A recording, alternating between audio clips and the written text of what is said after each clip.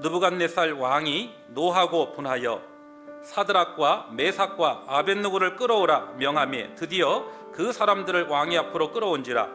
느부갓네살이 그들에게 물어 가로되 사드락 메삭 아벳느고야, 너희가 내 신을 섬기지 아니하며 내가 세운 금신상에게 절하지 아니하니 짐짓 그리하였느냐?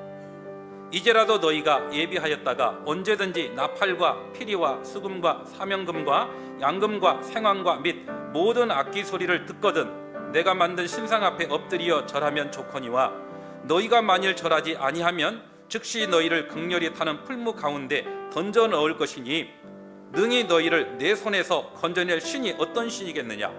세 사람을 끌고 와서 하는 이야기가, 이제까지 네가 금신상 앞에 절하지 않았다라고 했는데 이제라도 절하면 살려주겠다.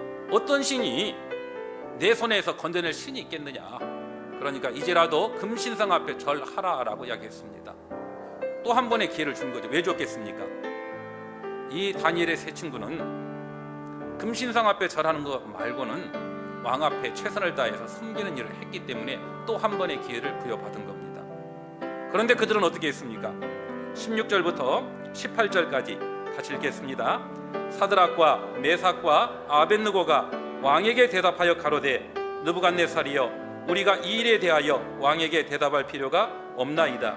만일 그럴 것이면 왕이여, 우리가 섬기는 우리의 하나님이 우리를 극렬히 타는 풀무 가운데에서 능히 건져내시겠고 왕의 손에서도 건져내시리이다.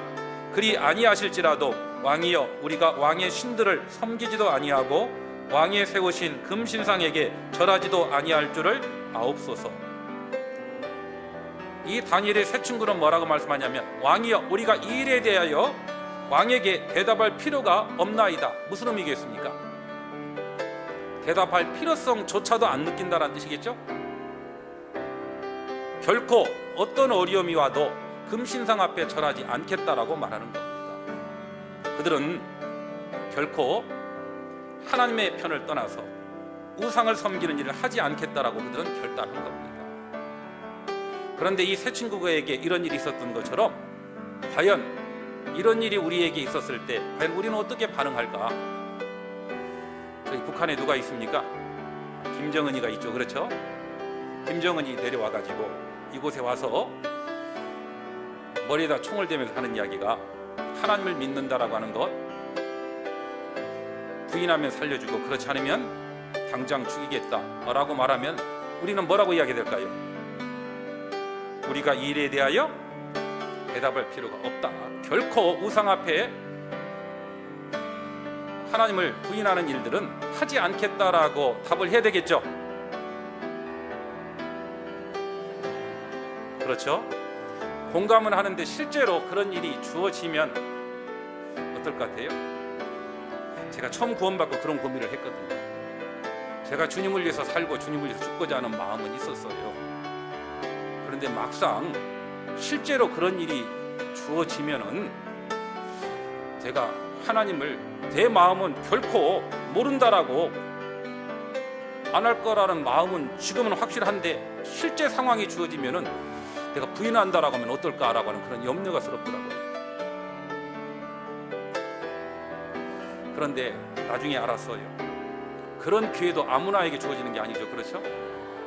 믿음이 어린 제게 그런 시험을 하나님이 주시겠어요? 감당할 만한 시험만 주죠. 순교도 아무나 합니까?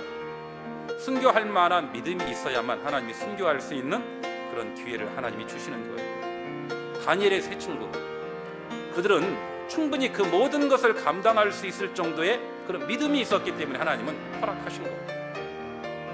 그들은 그 죽음 앞에 단호하게 뭐라고 했습니까?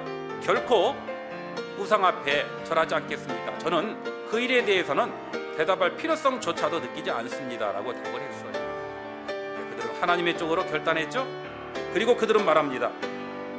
그 누구도 왕의 손에서 건질 수 없다라고 느부갓네살 당신은 말했지만은 우리가 섬기는 하나님은 우리를 극렬히 타는 풀무 가운데에서 능히 뭐라고요? 건져내시겠고 왕의 손에서도 건져내시리이다.